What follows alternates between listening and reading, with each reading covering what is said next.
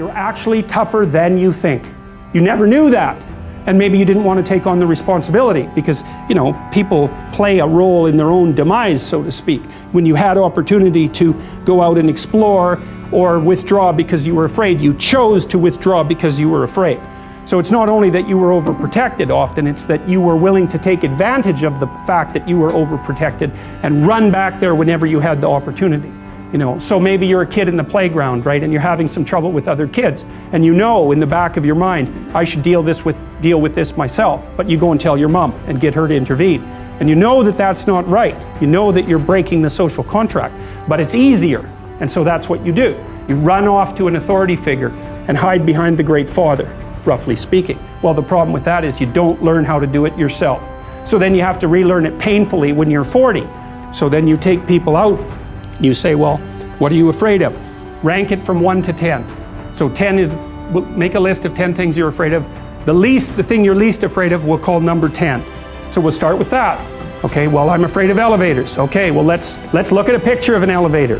Let's have you imagine being in an elevator. Let's go out to an elevator and let you watch the terrible jaws of death open, because that's how you're responding to it symbolically, right? And you're going to do that at the closest proximity you can manage.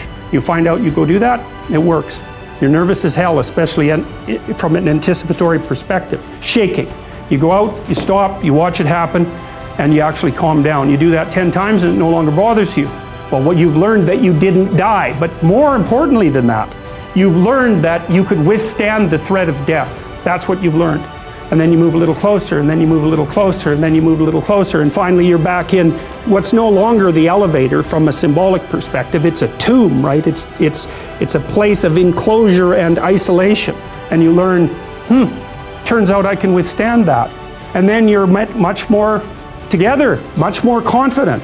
And that's often one of the things that often happens in situations like that. I've seen this multiple times, is that if you run someone through an exposure training process like that and toughen them up, they'll often start standing up to people around them in a way they never did before. If you concentrate solely on your career, you can get a long way in your career. And I would say that that's a strategy that a minority of men preferentially do. That's all they do. They work like 70, 80 hours a week. They go flat out on their career. They're staking everything on the small probability of exceptional status in a narrow domain. But it's hard on them. They don't have a life. It's very difficult for them to have a family. They don't know how to take any leisure activity. Like, they get very one-dimensional. Now, it may be that unidimensionality is the price you have to pay to be exceptional at one thing, right? Because if you're going to be something like a genius level mathematician and you want to do that or a scientist, say, it's like, you're in your lab all the time, you're working 70 hours a week or 80 hours a week, you're smart, you're dedicated, you're unidimensional, and that's how you get to beat all the other people who are doing that. It's the only way. But the problem is you don't get a life.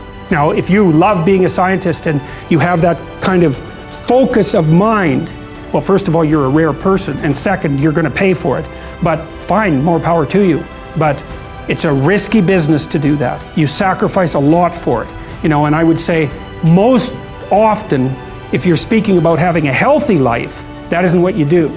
You spread yourself out more. So, you have a family, you have some things that you do outside of work that are meaningful to you and useful.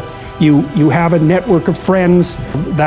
Those 3 things alone, or 4 things alone, are plenty to keep you well oriented. And then if one of those things collapses, everything doesn't go.